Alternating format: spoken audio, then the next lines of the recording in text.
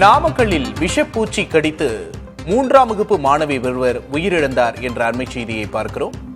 விஷப்பூச்சி கடித்து 3ஆம் வகுப்பு மாணவி சிகிச்சை பலனின்றி நாமக்கல்லில் உயிரிழந்த சோகம் நிகழ்ந்திருக்கிறது.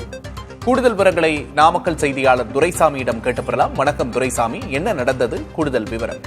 விக்னேஷ், நாமக்கல் மாவட்டம் திருச்செங்கோடு அடுத்த குமரமங்கலம் ஊராட்சி ஒன்றிய நடுநிலைப்பள்ளியில் இன்று 100ஆண்டு விழா அறிவிக்கப்பட்டிருந்தது.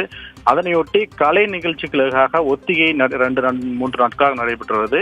நேற்று விடுமுறை தினமாக இருந்தால் கூட இன்று 100ஆண்டு விழாவையொட்டி பள்ளிக்கு மாணவ மாணவிகள் வர வைக்கப்பட்டு தனியார் திருமண மண்டபத்தில் கலை நிகழ்ச்சிக்கான ஒத்திகை நடைபெற்றது. அப்பொழுது காலை ஒரு 11 மணி அளவில் ஒத்திகை நிகழ்ச்சி நடைபெற்றுக் கொண்டிருந்தது. மாணவி மேடையில் கலை நிகழ்ச்சியை பங்கேற்றிருந்தார். அப்பொழுது திடீரென அவருக்கு மயக்கம் ஏற்பட்டிருக்கிறது. உடனே அவர் முகத்தில் பூச்சி கடித்ததுக்கான அறிகுறி தென்பட்டதை அடுத்து அவர்களை அங்கிருந்த ஆசிரியர்கள் மற்றும் உதவியாளர்கள் திருச்செங்கோடு மருத்துவமனையில் அனுமதித்தனர். அவரது உடல்நிலை மோசமான நிலையில் அவரை உடனடியாக நாமக்கல் அரசு மருத்துவக் கல்லூரி மருத்துவமனையில் அனுமதித்தனர்.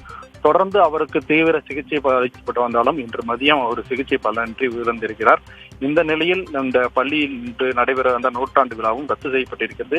மாணவி உயிரிழப்புக்கான காரணம் குறித்து திருச்செங்கோடு ஊரக காவல்துறையினர் விசாரணை எடுத்து வருகின்றனர். இதில் முக்கியமாக ஒரு தகவல் பள்ளி தரப்பிலும் பெற்றோரிடத்திலும் கூறப்படுவது என்றால், மாணவி ஏற்கனவே உடல்நலம் குற்றியிருந்தார்.